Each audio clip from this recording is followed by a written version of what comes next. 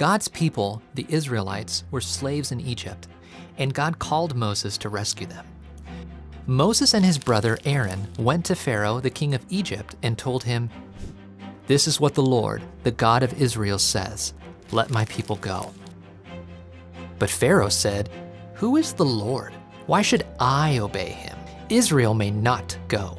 So God sent 10 plagues to punish the Egyptians. First, God turned the water in the Nile River into blood. But Pharaoh would not let the people go. God sent frogs into Egypt.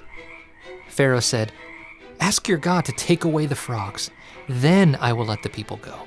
But when God removed the frogs, Pharaoh refused to let the people go. So God sent gnats that bit the people and animals. Then God sent flies, and he caused all the livestock to die. Still, Pharaoh did not let the people go. God sent boils that covered the people, but Pharaoh's heart was hard. Not even a terrible hailstorm changed Pharaoh's mind. Locusts ate up the plants, and then darkness covered the land for 3 days. But still, Pharaoh said no. God told Moses, "I will bring one more plague. After that, Pharaoh will let my people go." So Moses warned Pharaoh, "Every firstborn son in Egypt will die, but the Israelites will be safe." Pharaoh ignored Moses. So God told the Israelite families to kill a lamb and put its blood on the doorposts of their houses. This would be a special mark that God would see and pass over. The Israelites' families would be safe.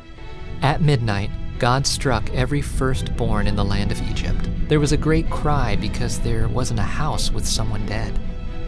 Pharaoh called for Moses and Aaron. "Go," he said. The Israelites were ready.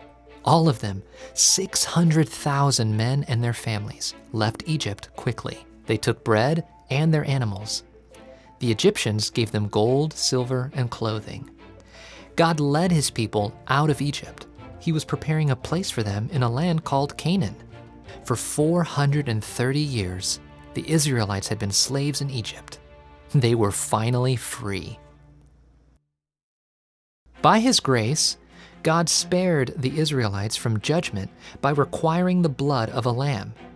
Jesus is the Lamb of God who takes away the sin of the world. His death was the ultimate sacrifice, and those who trust in Jesus are under his saving blood and will be passed over in the final judgment.